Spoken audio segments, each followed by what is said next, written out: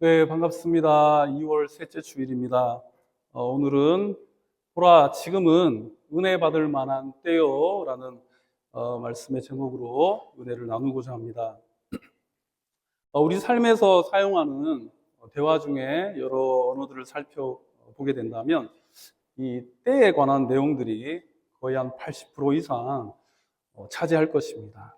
이 시간을 논하지 않고서는 대화가 성립이 안 될 정도입니다. 자, 예를 들어서 우리 옆에 집사님께 집사님, 올해 가기 전에 제가 밥 한 끼 살게요. 그러면 뭐라고 대답하십니까? 언제 사실래요? 그러죠. 그죠? 네, 밥 한 끼 살게요. 그러면 그렇잖아요. 언제 사실래요? 목사님, 아쿠손바 한번 갈게요. 그러면 제가 어떻게 되나요? 언제 오실래요? 목사님, 설교 너무 길어요. 시간에 대한 컴플레인입니다.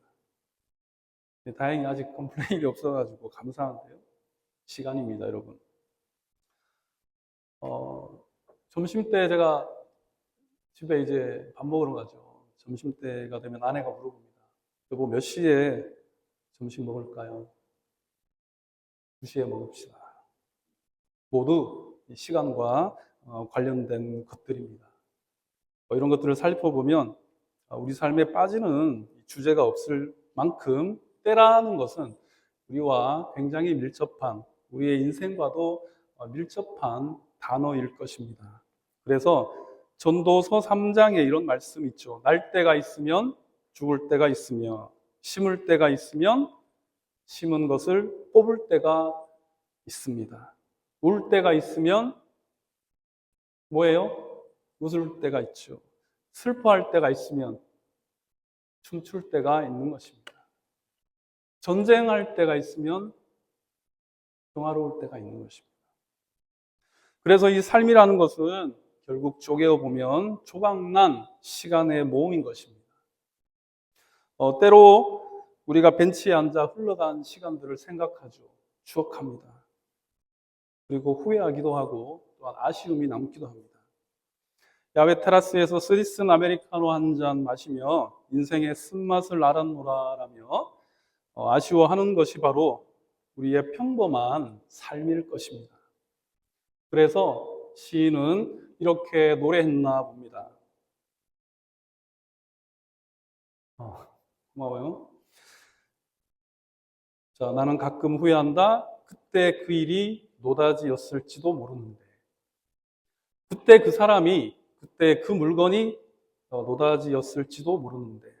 더 열심히 파고들고, 더 열심히 말을 걸고, 더 열심히 귀 기울이고, 더 열심히 사랑할 걸. 반벙어리처럼 기머거리처럼 보내지는 않았는가. 우두커니 더 열심히 그 순간을 사랑할 것을, 모든 순간이 다 이 꽃봉오리인 것을, 내 열심에 따라 피어날 꽃봉오리인 것을, 정현종 시인의 모든 순간이 꽃봉오리인 것을 이라는 시입니다. 그때 내 옆에 계시던 그 집사님께 내가 왜 집사님 힘내세요라고 말하지 못했을까? 집사님 힘내세요. 내가 기도해 드릴게요. 장로님이 계셔서 참 든든합니다. 내가 왜 그때 그 이야기 못했을까? 우리가 응원해 드릴게요. 괜찮아요.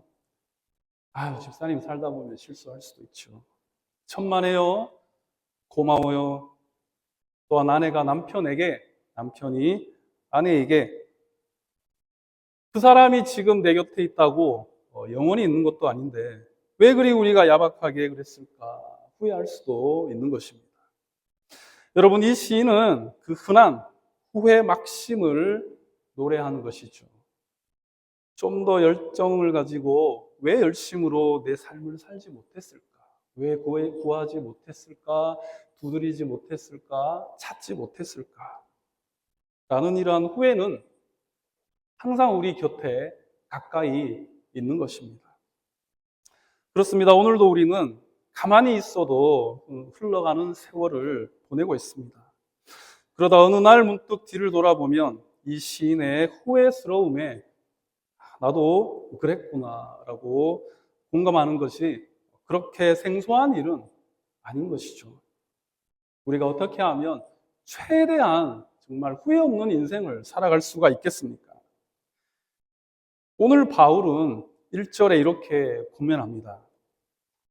1절을 다 같이 한번 합독하시겠습니다. 시작. 우리가 하나님과 함께 일하는 자로서 너희를 권하노니 하나님의 은혜를 헛되이 받지 말라. 뭐라고 고면하죠?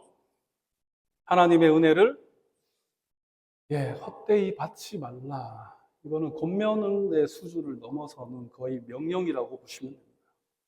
은혜를 헛되이 받지 말라는 것입니다. 잘 이해를 하셔야 됩니다, 여러분. 은혜가 헛된 것이 아니고 그 은혜를 받는 이가 그 은혜를 헛되게 만들 수 있다라는 바울의 정말 강력한 권면이죠. 이 권면을 하기에 앞서서 그 앞절에 앞 단락에 뭐라고 하냐면 바울은 먼저 자신이 이런 사람이다라고 정체성을 소개하고 있습니다. 그것이 무엇입니까? 우리가 하나님과 함께 일하는 자로서 그러한 자격으로 너희를 권하노니라고 권면을 시작하는 것입니다. 함께 일한다라는 것은 쉽게 말해서 파트너적인 개념입니다. 그죠? 파트너입니다. 이런 개념이 성립하는 것입니다. 함께 일하는 파트너는 만약에 그 파트너들끼리 두 마음을 가지고 일하게 된다면 어떻게 될까요, 여러분? 다툼이 일어나겠죠. 싸움이 일어나겠죠. 그리고 아주 그 더러운 마귀사탄이 제일 좋아하는 분열이 일어나게 되겠죠. 함께 일한다라는 것은 파트너로서 그것은 하나의 마음으로 그리고 하나의 목적을 가지고 하나의 목표를 향해서 동역하는 것입니다. 예배 후에 우리 집사님, 권사님들께서 늘 이 점심을 준비해 주시는데요. 식당에 가면 이제 배식을 하시죠. 배식을 하는데 집사님, 권사님들이 배식을 하십니다. 하나의 목적이에요. 무슨 목적이겠습니까, 여러분? 다 온 이 성도들이 점심 맛있게 드시고 또 주님 안에서 성도의 교제를 나누는 것이 바로 목적입니다. 다른 이유가 없어요. 이것이 바로 함께 일하는 것입니다. 그런데 제가 이렇게 보니까 그 안에 질서가 있더라고요. 집사님이 또 권사님이 나눠주는 그 파트가 다 나눠져 있어요. 다 질서가 있더라고요. 어떤 분은 밥을 퍼주시고 또 어떤 분은 계란 후라이를 이렇게 제 쟁반 위에다가 이렇게 곱게 올려주시고 또 어떤 분은 이 반찬을 가지런히 놓아주셔서 감사하게도 우리가 맛있는 식사를 다 함께 누릴 수 있는 것입니다. 이것이 바로 파트너요, 함께 일하는 자라는 개념이 될 것입니다. 이런 개념입니다. 바울은 뭐라고 하죠? 내가 하나님과 함께 일하는 자로서 이 복음 전파를 위한 한 가지의 목적을 가지고 특별히 바울이 자신이 맡은 이방 선교에 대한 부분을 마치 우리 집사님, 권사님들이 반찬을 가지런히 올려놓듯이 그가 가진 식지 않는 그러한 열정으로 하나님 나라를 위해서 아주 충심으로 일하는 자라고 소개하고 있습니다. 그런 내가 너희들에게 고면을 하는데 뭐라고요? 은혜 헛되이 받지 말라. 이 권면의 핵심은 바로 하나님의 은혜를 헛되이 받지 말라라는 아주 단호한 권면의 말인 것입니다. 여러분, 은혜를 헛되이 받지 말라라고 하면 어떤 생각이 드십니까? 무슨 은혜지? 이렇게 생각이 드시죠. 의문이 드시죠. 이 은혜가 과연 어떤 은혜일까? 이 은혜가 과연 어떤 은혜인데 누군가에게는 이 하나님의 은혜가 정말로 삶을 지탱해 줄 수 있는 은혜일 수도 있고 또 누군가에게는 무슬림에서 크리스찬으로 목숨 걸고 개종하게 하는 그러한 구원의 은혜일 수도 있고 누군가에게는 이 은혜가 너무나 감격스러워서 주의 종의 길을 갈 수도 있는 것이 바로 은혜인 것입니다. 그런데 오늘 이 고린도후서에서 바울이 말하고 있는 구체적인 은혜는 이겠습니까? 바로 한 장 앞에 고린도후서 5장 18절입니다. 5장 18절에 바울이 이런 말씀을 기록하였습니다. 모든 것이 하나님께로 났으며 그가 그리스도로 말미암아 우리를 자기와 뭐하게 하시고요? 화목하게 하시고, 그리고 또 우리에게 뭐하게 하시는? 화목하게 하시는 직분을 주셨으니. 고린도 전후서에 계속해서 관통하고 있는 바울이 주장하고 있는, 바울이 권면하고 있는, 설명하고 있는 은혜가 바로 이 화목해 하시는 화목의 은혜입니다. 하나님과 화목하게 되었다라는 것은 쉬워요, 여러분. 관계가 회복됐다는 것입니다. 끊어진 다리가 이어졌다라는 거예요. 하나님과 우리 사이에 끊어진 관계, 당연히 죄 때문이죠. 그런 끊어진 다리를 이어준 것이 바로 예수 그리스도의 십자가 보혈이었습니다. 거룩하신 하나님과 감히 대면할 수도, 또한 우리는 잘 지낼 수도 없었던 그러한 죄인이었습니다. 그러나 우리 예수 십자가의 보혈로 말미암아 바울은 화목해 되었다라고 바울은 설명하고 있는 것입니다. 우리가 이런 찬양도 있죠. 송축하리라 화목해 하신 주, 나의 모든 죄 깨끗게 하셨네. 송축하리라 귀하신 어린 양, 모두 절하고 모두 외치리라. 아멘이시죠? 왜 어린 양 예수 그리스도를 우리가 찬양하는 것입니까? 왜 송축하는 것입니까? 화목해 하셨기 때문에요. 무엇으로? 십자가의 희생으로. 이 예수 그리스도의 피 흘리심으로 우리가 정말 하나님과 긴밀하게 관계가 회복이 되었고 화목해 된 것입니다. 여러분, 이것이 바로 고린도후서에 바울이 지칭하는 화목이라는 은혜입니다. 죄 없으신 그리스도이십니다. 그런데 우리를 대신해서 십자가를 지심으로 우리가 예수님 때문에 의롭게 된 것입니다. 주님께서 스스로 화목제물이 되심으로 말미암아 우리가 하나님과의 관계가 회복이 된 것입니다. 그러므로 이 화목의 은혜는 이 십자가의 보혈을 힘입어 이제 내가 그전에 입고 있었던 이 더러운 옷을 주님께서 뭐라고 하십니까? 그거 이리 다오. 그 옷 네 그 더러운 옷을 내게 다오. 내가 입을게. 대신에 내가 가진 이 의로운 옷을 너에게 주노라. 여러분, 예수 그리스도를 다 믿으시죠? 그죠?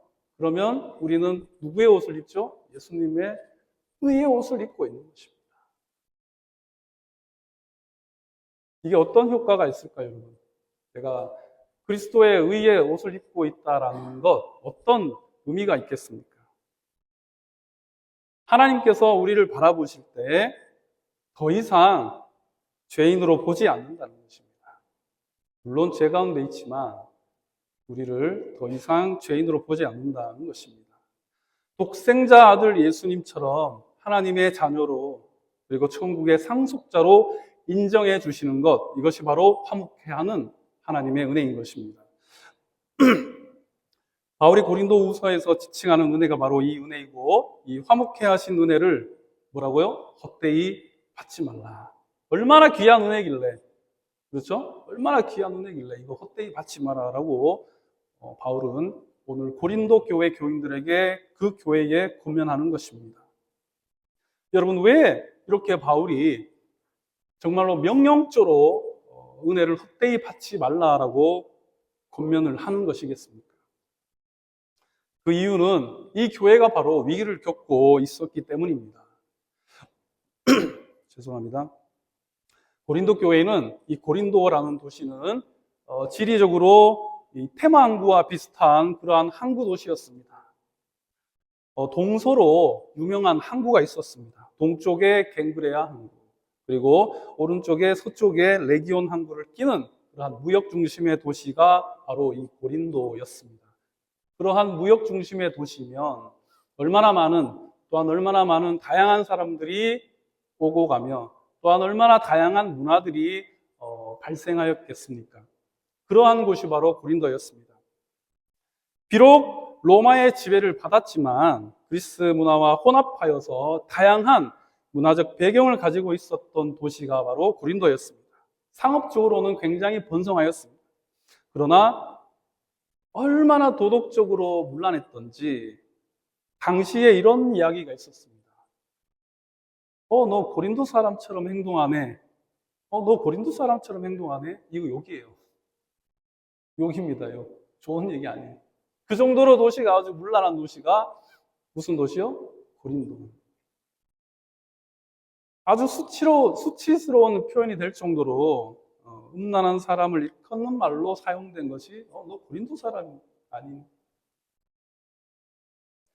그런 바울이 이러한 항구로 유명한 이 고린도 도시에 복음을 전하였습니다. 바울이 처음에 이 유대 회당에서 복음을 전하였습니다. 그러다가 동족 유대인들의 반대에 부딪혀 옮겨간 곳이 바로 디도 유스도라는 회당장의 집이었습니다. 그곳에서 이제 말씀을 증거하고 사도행전 9장에 바울이 만났던 예수님에 대한 그러한 간증들을 하면서 내가 만나보니까 예수님 만났는데 예수님이 하나님의 아들이 맞다. 그분이 십자가에 돌아가셨는데 부활하셨고 내가 그분 만났다. 하나님 아들 맞다고. 그 복음을 계속해서 증거를 하였습니다. 누구의 집에서요? 디도 유스도의 집에서. 그렇게 고린도 교회가 바로 이 유스도의 집에서 개척하게 되었던 것이죠. 다양한 사람들이 모이는 공동체가 될 수밖에 없습니다. 그죠? 유대인, 이방인 다 이렇게 섞일 수밖에 없었습니다. 그렇게 출발한 교회가 고린도 교회였습니다. 그러나 다양성이라는 이 특수한 상황이 이 고린도 교회가 혼합주의를 극복하지 못하면서 온갖 무엇이 생깁니까? 분열이 생기죠. 파벌을 만들게 되었습니다. 교회가 분열되니까 그 빈틈으로 누가 들어오죠? 거짓 교사들이 들어옵니다. 이것은 과학이에요. 교회가 분열되면 꼭 이 거짓 교사들이 들어와서 다른 복음을 가르칩니다. 다른 가르침을 설파를 하고 교회를 혼란스럽게 만들었던 것입니다. 이것이 바로 그 당시 고린도 교회의 상황이었습니다. 결과적으로 가장 중요한 것은 순전한 복음이 변질될 위기에 처했던 것입니다. 다양한 사람들 또 혼합된 문화를 포용하고자 십자가 유일한 그 복음을 타협하게 된다면 바울이 그렇게 갈라디아서에서 이야기했던 다른 복음을 전하는 자는 저주를 받을 것이다 라는 그 다른 복음으로 변질될 수가 있다는 것입니다. 복음은 혼합될 수가 있을까요, 여러분? 결코 십자가 복음은 혼합될 수도 없습니다. 목에 칼이 들어와도 십자가 복음은 그 복음 그대로인 거예요. 이것은 타협할 수 있는 어떤 그런 진리가 아닌 것입니다. 그런데 바울이 이런 소식을 들었습니다. 고린도 교회가 정말 아직도 이런 어린아이 같은 상태로 성장하지 못하고 오히려 내가 전한 순전한 이 복음이 변질될 위기에 처했으니 바울은 어떻게 했습니까? 그리스도를 믿었으면 새 사람으로 변화하고 뭔가 새로운 모습들을 보여야 되는데 바울이 고린도전서 3장 1절에 표현하기를 내가 신령한 자들을 대함과 같이 너희에게 말할 수 없어서 육신에 속한 자 곧 그리스도 안에서 어린아이들을 대함과 같이 하노라 라고 고린도전서 3장 1절에 기록이 있습니다. 이게 고린도 교회를 바라보는 바울의 입장이었고 이것이 바로 고린도 교회 성도들 그 교회의 스탠스였어요. 그 상황이었습니다. 아직도 어린아이가 잘하지 않아요. 복음으로 뭔가 갱생하고 삶이 변화가 되고 복음의 능력이 드러나야 되는데 여러 가지 교회의 분열과 또 여러 가지 도전들로 인해 가지고 오히려 복음마저도 변질될 수 있는 그런 위기에 처했다는 것입니다. 그래서 바울이 한 말이 뭐죠? 하나님의 은혜를 헛되이 받지 말라. 신앙과 삶은 결코 분리될 수 없는 것입니다. 믿음과 행위도 결코 다른 차원의 문제가 아닌 것처럼 말입니다. 이런 소식을 들었던 바울이 할 말이 없죠. 이것밖에. 왜 은혜를 그따위로 받니? 그죠? 직설적으로 얘기하면. 그 은혜가 어떤 은혜인데 너희들이. 그죠? 그렇게 되는 거예요. 여러분, 이 복음의 빛이 하나님의 은혜가 우리 가운데 들어오게 되면 우리 삶은 변화할 수밖에 없습니다. 그리고 우리 안에서 다툼이 일어납니다. 교회가 분열되는 것이 아니고요. 교회 안에서 다툼이 일어나는 것이 아니고 내 안에서 다툼이 일어나게 되는 것입니다. 복음의 빛이 우리 안에 들어오게 되면 스트러글이 생긴다는 거예요. 가치관이 바뀌기 때문에. 옛사람과 하나님의 성령의 법이 싸우게 되는 것입니다. 그래서 로마서 7장 21절에 바울은 이렇게 고백하였습니다. 그러므로 내가 한 법을 깨달았는데 곧 선을 행하기를 원하는 나에게 무엇이 같이 있습니까? 나는 선을 행하고 싶은데 무엇이 같이 있죠? 내 옛자, 늘 나를 다스렸던 악이, 그 악한 마음이 나와 함께 있다라는 거예요.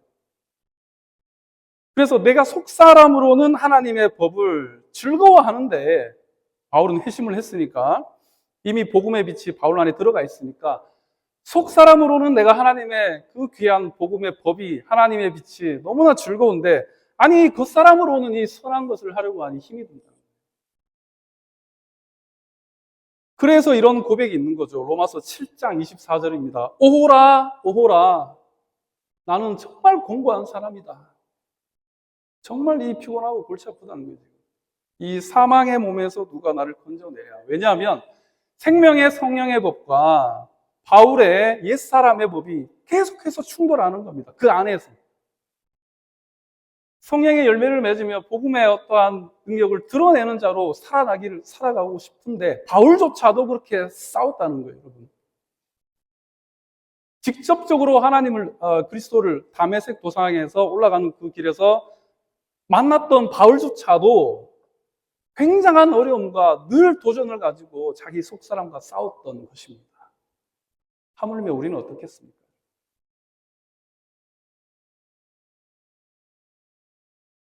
하다못해 고린도전서 15장 31절에 바울은 이렇게 고백하죠. 내가 매일매일 내 자기를 쳐서 그리스도께 복종하기를 힘썼던 그 바울이 내가 매일 죽노라. 내가 매일 죽노라. 치열한 자신의 육적인 자아와 싸움을 그렇게 고백합니다. 내가 매일 죽노라. 내가 매일 죽노라. 여러분, 복음의 빛이 들어왔습니까?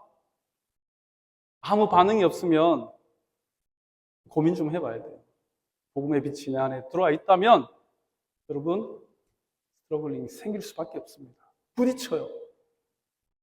예방 백신을 접종하면 어떻게 됩니까, 여러분?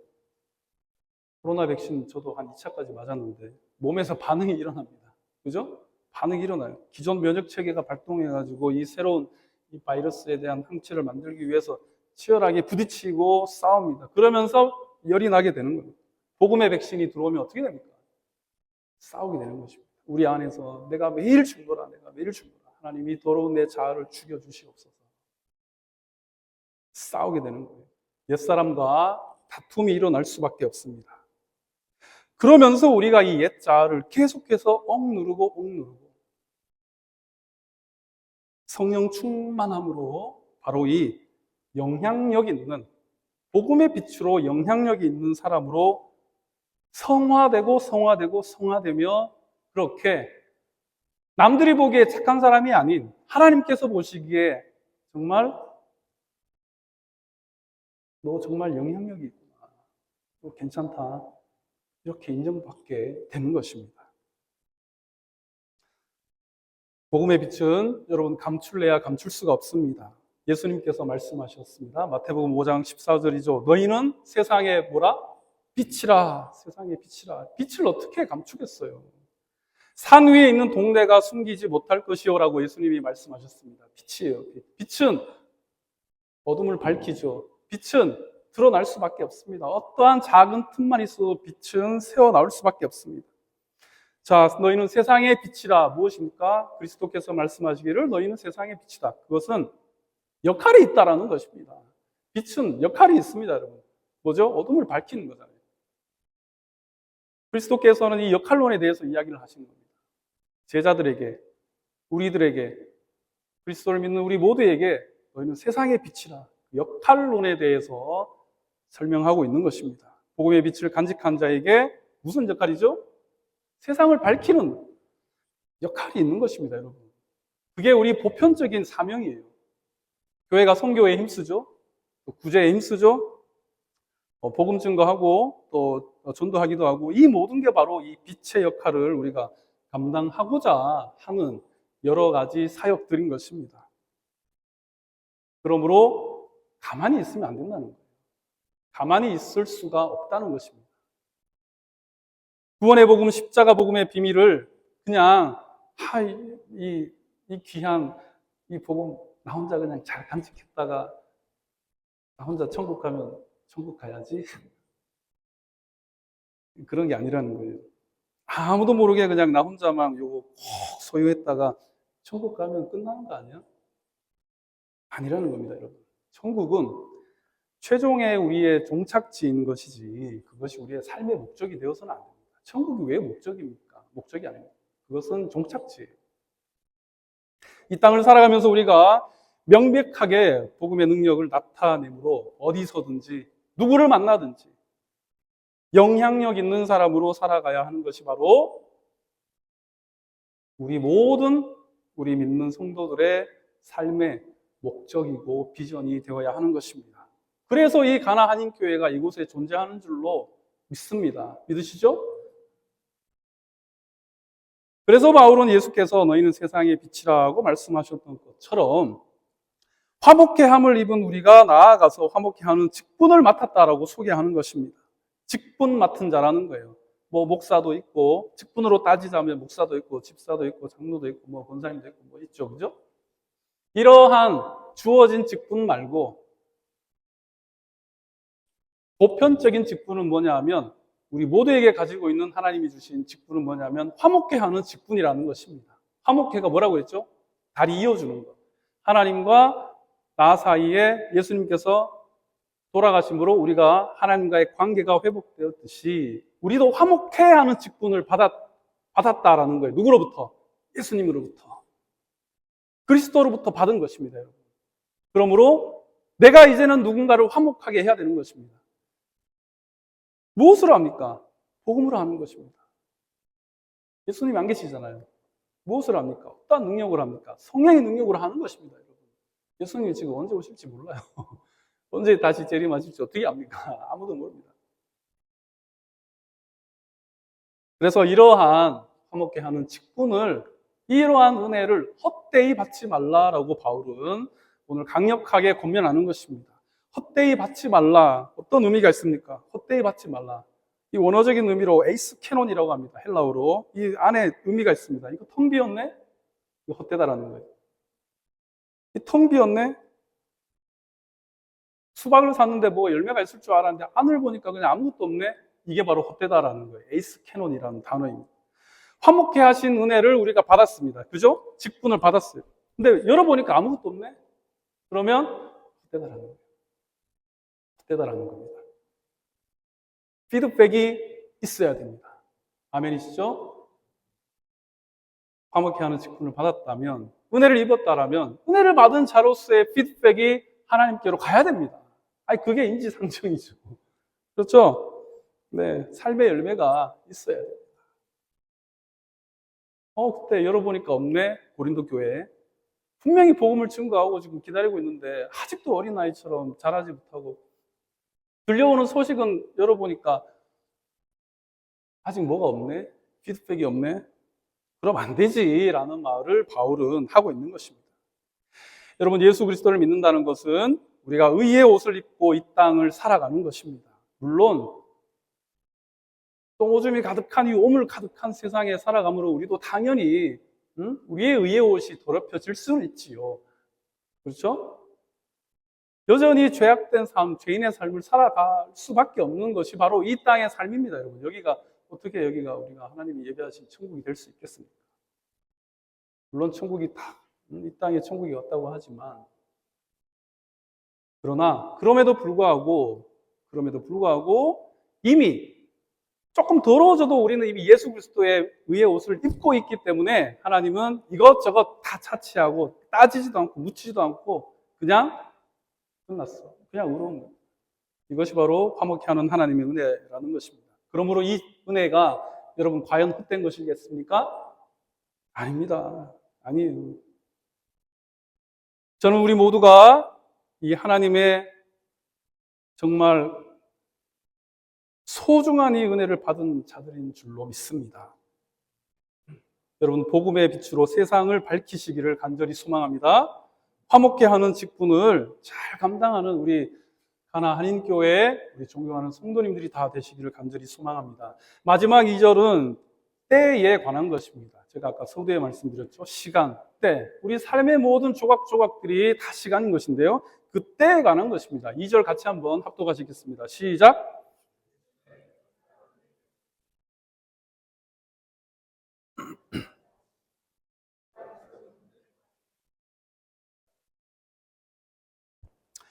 아멘. 네, 바울은 현재 시점인 지금 두 번 사용하고 있습니다.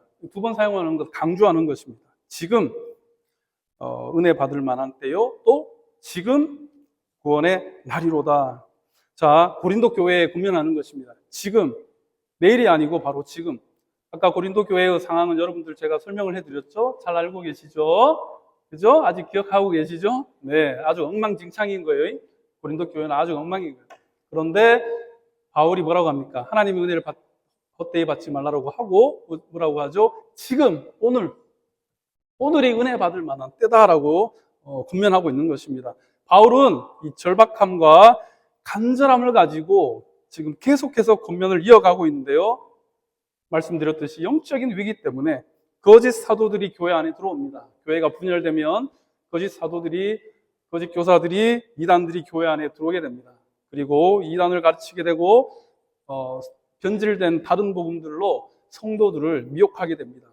그리고 교회가 도덕적으로 타락하고 방탕하고, 또한 이 고린도 교회 교인들이 계속해서 컴플레인이 아닌 컴플레인을 걸었던 이슈 중에 하나가 뭐냐면 바로 바울이 진짜 사도가 맞는가 궁금한 거예요. 바울이 정말 사도가 맞나? 왜냐하면 이 사람들이 듣기에는 예수님의 제자 몇 명이죠? 12제자. 12제자가 직계 제자고 그 제자가 바로 직계 부름받은 아포스리죠. 사도라고만 알고 있었는데 바울이 갑자기 어느 날 와가지고 나도 예수님의 사도다라고 하니까 고린도 교회 몇몇 사람들이 계속해서 분열을 일으키고자 그거를 잡고 늘어지는 겁니다. 너 진짜 사도 맞니? 사도 맞냐고. 막 조사해보고. 그런데 바울은 뭐라고 합니까? 사도행전 9장에. 그죠? 다마스쿠스로 올라가는 도상에서 예수님을 만났어요. 그죠? 그래서 사도로 부름을 정확하게 받았던 사람이 바울입니다. 그런데 그 반대편에 있던 고린도 교회 교인들이 계속해서 흠을 잡으려고 보이는 것만 자꾸 아무리 이야기를 하든 설명을 하든 듣지 않는 거예요. 진짜 사도가 맞냐고. 그래서 바울 서신을 보면 계속해서 사도된 나 바울은 계속해서 자신의 사도성을 서신마다 강조하고 있는 이유가 바로 그것입니다, 여러분. 워낙 사람들이 말이 많아서. 그래서 바울 서신 읽어보면 계속 그게 나오는 거예요. 사도된 나 바울은, 하나님의 은혜로 사도된 나 바울은. 그게 다 이유가 있습니다.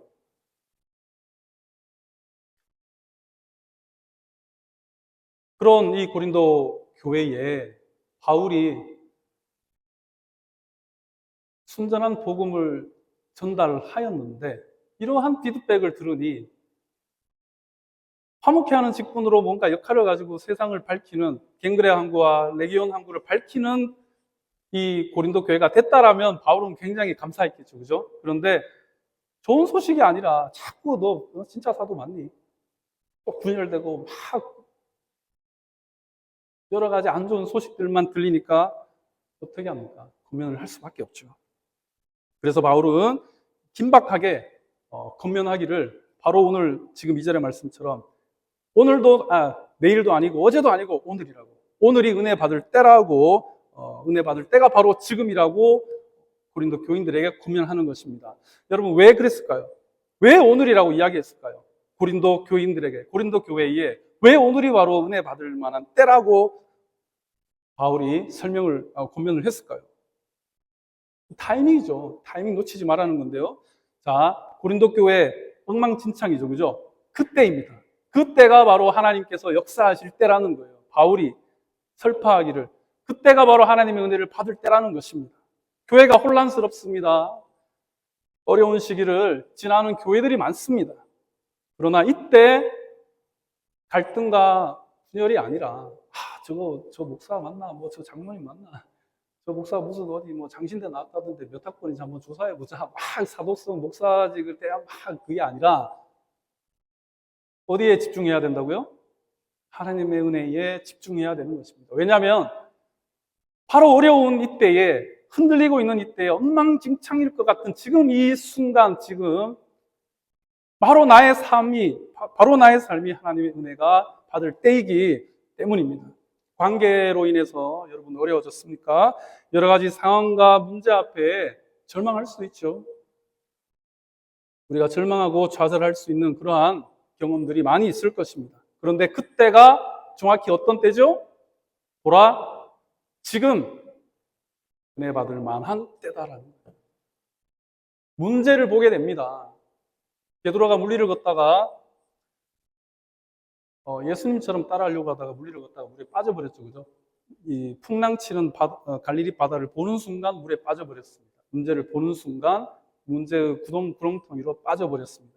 문제를 보고 또한 절망에 빠져서 자책하거나 절대로 여러분 고립되면 안 된다는 것입니다. 왜? 그때는 무슨 때요? 은혜 받을 때예요. 그때가 은혜 받을 때라는 것입니다. 왜 내가 이때 지키지 못했을까? 왜 내가 참 이렇게 부족했을까? 내 능력이 왜 이것밖에 안 될까? 왜 내 통장의 잔고는 이것밖에 안 될까?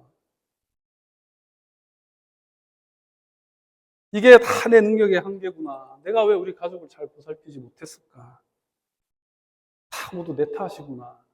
라는 절망에서 여러분 빠져나와야 된다는 것입니다. 그것이 어떠한 절망이든 여러분 빠져나와야 되는 것입니다. 왜요? 보라, 지금이 바로 은혜 받을 만한 때요, 구원의 날이기 때문입니다. 주님은 그 어떤 절망보다도 크신 줄로 믿습니다. 할렐루야. 우리를 모든 두려움과 자책과 절망과 혼돈과 아픔에서 능히 우리를 건져내실 분이 바로 우리 주 예수 그리스도 능력의 주님이신 줄로 믿습니다. 그래서 그 어떤 문제도 여러분 하나님의 은혜보다 클 수는 없는 거예요. 하나님의 교회는 누가 지킵니까? 목사가 지키는 거 아닙니다, 여러분. 하나님의 교회는 누가 지키죠? 하나님이 지키죠. 하나님이 주신 자녀, 하나님이 주신 가정, 하나님이 내게 맡겨주신 사업, 궁극적으로 하나님이 다스리고 통치하시고 지켜나가는 것입니다. 우리는 그 주권을 인정해야 됩니다. 그 어떠한 상황과 문제도 절대로 하나님의 은혜보다 십자가의 보혈보다 가치가 있을 수 없습니다. 다윗이 집채만한 그 골리앗을 마주하였습니다. 그런데 그 골리앗을 보고도 뒤로 물러서지 않고 오히려 그가 승리할 수 있었던 것은 무엇입니까? 골리앗보다 더 크신 만군의 여호와의 이름을 믿고 의지하였기 때문입니다. 여러분, 지금은 은혜 받을 만한 때인 것입니다. 절망하고 좌절하고 갈등이 어떠한 분열이 되고 그렇게 아파할 때가 아니라는 것입니다. 과거는 뭐예요? 과거는 그냥 과거인 것입니다. 그죠? 과거는 그냥 아름다운 거예요. 그것이 비극이든 희극이든 과거는 그냥 아름다운 거예요. 아름답다라고 정의를 딱 내리시면 됩니다. 중요한 게 뭡니까? 오늘이 중요하죠. 자꾸 과거에 몰입되어서. 저도 자꾸 과거에 몰입된다고 하면 제가 어떻게 받은 사명을 할 수가 없습니다. 그런데 과거는 그것이 희극이든 비극이든 그냥 과거인 거예요. 아름다운 거예요. 어차피 흘러간 거 어떻게 해요? 대서양 흘러간 볼타간 걸 어떻게 담을 수 있겠습니까, 여러분? 못 담아요. 그러나 지금 오늘이 바로 하나님께서 은혜 주시기를 원하는 정말로 소중한 타이밍의 때라는 것을 여러분 기억하시기 바랍니다. 은혜가 모든 것을 이깁니다. 은혜가 모든 것을 초월하고 능가합니다. 그러므로 하나님의 은혜는 무엇입니까? 내 삶의 빛이요 희망인 것입니다. 그래서 바울은 은혜 받을 만한 때라고 합니다. 여러분이 때라는 것, 시간에 대한 것이 두 가지 단어로 표현할 수 있는데 하나는 크로노스죠. 요 시간. 그죠? 우리 시계 보고 있는 요 시간. 지금 저 시간들 뭐 달력 그다음에 연 주어진 365일. 이것은 일반적인 크로노스의 시간입니다. 그냥 모두에게 주어지는 시간이에요. 저한테는 목사라고 해가지고 365일 중에 하루 더 줘가지고 366일을 사는 게 아니고 똑같이 보편적으로 365일을 살아가는 요 크로노스의 시간이라고 합니다. 그런데 카이로스의 시간이 있습니다. 이건 다른 거예요. 카이로스의 시간은 바로 하나님의 은혜의 때와 밀접하게 관계가 있는 하나님께서 일하시는, 하나님께서 내 삶에 역사하시고 개입하시는 그 때가 바로 카이로스의 시간이라는 것입니다. 그러면 우리가 중요한 핵심이 있죠. 언제 과연 하나님께서 내 삶에 개입하실까? 언제 과연 하나님께서 내 삶에 들어오셔서 내게 은혜 주시고, 제가 마치 고등학교 2학년 때 성령의 빛이, 복음의 빛이 내 안에 들어온 것처럼 언제 하나님께서 내 안에 들어와서 나를 정말로 이 땅 가운데 능력의 사람으로 경험할 수 있도록, 하나님의 은혜를 경험할 수 있도록 하나님께서 역사하실까? 궁금하지 않으세요? 궁금하죠, 여러분? 오늘이에요, 오늘. 오늘입니다, 오늘. 매일매일이 우리에게는 주어지는 기회입니다. 내일 몰라요. 내일 일은 어떻게 합니까, 우리가? 그죠? 오늘이 바로 하나님께서 내게 은혜 주시기를 원하시는 그 타이밍이라는 거예요. 제발 이거 놓치지 않기를 간절히 소망합니다. 지금 이 순간에 은혜 주시기를 원하시는 하나님의 타이밍을 여러분 꼭 잡으시기 바랍니다. 마지막 사자성어만 제가 하나 말씀드리고 마치겠습니다. 제가 좋아하는 줄탁동시라는, 아시죠, 여러분? 어떤 의미가 있는 사자성어인지는 아시죠? 줄탁동시. 탁탁탁탁탁 쪼는 거잖아요, 그죠? 계란이 이렇게 계란을 사면 어느 일정한 시간이 되면 병아리가 나오죠, 그죠? 그죠? 그 병아리가 그냥 나올까요? 아닙니다, 여러분. 그냥 나오는 거 아니에요. 병아리가 안에서 어느 순간 병아리가 조금씩 성장하다 보면 이 껍질이 너무 깝깝한 거예요. 본능적으로 병아리는 껍질을 깨고 밖으로 놀라운 이 세상으로 나오려고 하는데 자기 힘만으로는 부족한 것입니다. 그래서 안에서 그 좁은 공간에 얼마나 힘을 쓰겠습니까, 여러분? 그죠? 그 좁은 계란 껍질 그 안에서 얼마나 병아리가 힘을 쓸 수가 있겠습니까? 많은. 그럼에도 불구하고 껍질을 깨기 위해서 부리로, 정말 미약한 힘이지만 부리로 껍질을 건드립니다. 탁탁탁탁. 그때 누가 일합니까, 여러분? 어미닭이 그 소리를 듣고 그때야 똑같은 그 지점에 어미닭이 부리로 그 껍질을 깨뜨립니다. 그래서 병아리가 이렇게 부화하는 거예요. 동시에 쪼아주는 거예요. 이렇게 해서 병아리가, 칙스가 치킨이 되고 KFC 가면 맛있는 치킨을 우리가 먹게 되는 거죠. 그죠? 여러분, 하나님의 은혜가 바로 이런 거라는 것입니다. 하나님이 때 잡아야 되는 거예요. 가만히 있으면 어미닭이 쪼지가 않습니다. 가만히 있으면 쪼지가 않아요. 시험 공부 안 하고 시험 치는데 어떻게 100점 맞습니까? 안 그래요? 똑같습니다, 여러분. 하나님의 은혜일 때 분명하죠. 그러면 이거 타이밍을 어떻게 우리가 잡을 것인가? 미약한 힘이지만, 미약한 나의 발버둥이라 할지라도 여러분, 작은 신음마저도 하나님께서는 들으시는 줄로 믿습니다. 그 신음소리라도 우리가 껍질을 깨기 위해서, 하나님의 은혜를 갈급하기 위해서 두드린다면 그때 누가 일한다? 하나님이 일하시는 겁니다. 어미닭처럼. 그리고 껍질을 깨고 정말로 놀라운 하나님의 역사를 경험하게 되는 것입니다. 할렐루야. 정말로 놀라운 은혜를 경험하게 되는 것입니다. 오늘이 아니야 라고 누가 얘기할 수 있겠습니까? 저는 얘기 못합니다. 오늘입니다, 여러분.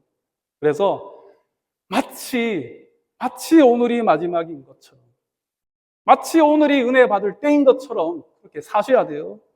마치 오늘이 내 인생 최고의 날인 것처럼, 마치 오늘 내 옆에 있는 이 사람이 최고의 사람인 것처럼 그렇게 사셔야 되는 것입니다. 마치 오늘 내게 주어진 이 기회가 마지막 기회인 것처럼 두드리세요, 여러분. 두드리면 때가 되면 하나님께서 줄딱 동시해 주셔서 여러분의 자녀가 놀랍게 변화하고, 제 얼굴이 정말 어둠에서 빛으로, 그때 제 동기들이 다 그랬어요. 야, 네 얼굴에 빛이 난다 그랬어요. 다 그렇게 여러분 은혜를 경험하게 되는 것입니다. 바울이 오늘 이 고린도 교회뿐만 아니라 가나 한인 교회에 고면하는 말씀, 보라 지금은 은혜 받을 만한 때요, 보라 지금은 구원의 날이로다. 기도하겠습니다. 주님, 오늘이 바로 은혜 받을 만한 때임을 깨닫게 하여 주시고 전심으로 간절함으로 은혜를 사모하는, 그래서 결코 타이밍을 놓지 않는 모두 승리하는 우리 모두가 될 수 있도록 인도하여 주시옵소서. 예수님의 이름으로 기도드립니다. 아멘.